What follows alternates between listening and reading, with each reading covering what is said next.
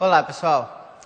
Na aula de hoje, na dica de hoje, nós vamos falar sobre termometria, que vai ser o estudo de temperaturas num determinado sistema, num determinado corpo, enfim. A temperatura está diretamente ligado ao grau de agitação das moléculas. Por exemplo, se você tem essas moléculas dessa sala aqui se agitando muito, significa que a temperatura dessa sala está alta, está elevada. Se o grau de agitação dessas moléculas estiver baixa, significa que a temperatura vai estar baixa. Mas se você quiser medir a temperatura de um corpo, por exemplo, o que você faz? Você utiliza um instrumento chamado termômetro. Pode ser esse termômetro que a mãe de vocês comprar na farmácia para medir a temperatura do seu corpo quando você está com febre, por exemplo. Só que para medir o valor dessa temperatura, você precisa utilizar escalas. Escalas termométricas, que existem três principais, que é a Celsius, Fahrenheit e a Kelvin. Para a gente construir essas escalas, a gente também precisa de dois pontos principais, que são os pontos de ebulição da água e o ponto de fusão da água. Para cada uma das escalas, a gente vai ter alguns números característicos. Por exemplo, na escala Celsius, o ponto de ebulição dá a 100 graus Celsius. Na escala Celsius, o ponto de fusão dá a 0 graus Celsius. Já na escala Fahrenheit, o ponto de ebulição da água dá 212 graus Fahrenheit. O ponto de fusão se dá a 32 graus Fahrenheit.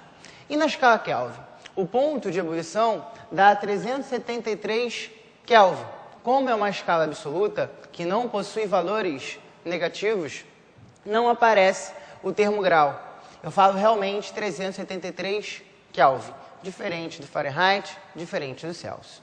Na escala Kelvin, o ponto de fusão é 273. Mas o que é importante a gente saber dessas três escalas? Relacionar essas três escalas. Relacionar uma temperatura em Celsius com uma temperatura em Fahrenheit com uma temperatura em Kelvin. Como é que a gente vai fazer isso? A gente vai precisar recorrer à matemática. Como? Fazendo proporções. Pedacinho do Celsius vai estar para a pedação do Celsius, assim como o pedacinho do Fahrenheit vai estar para o pedação do Fahrenheit, assim como o pedacinho do Kelvin vai estar para o pedação do Kelvin.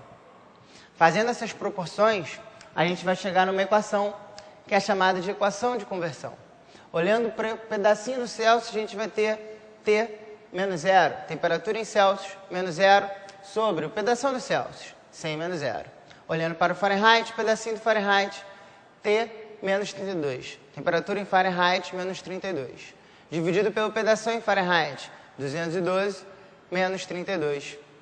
Igual ao pedacinho do Kelvin, temperatura em Kelvin menos 273, 273, dividido pela pedação em Kelvin, 373 menos 273.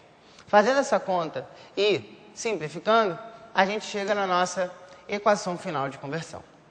Não esqueçam também de estudar as escalas arbitrárias, que é aquela escala que você pode simplesmente fazer, desde que você escolha um ponto de ebulição da água, desde que você escolha um ponto de fusão para a água. E aí você pode comparar com a escala Celsius, com a escala Fahrenheit e com a escala Kelvin, fazendo proporções como a gente fez anteriormente. Ficamos por aqui, obrigado e até a próxima.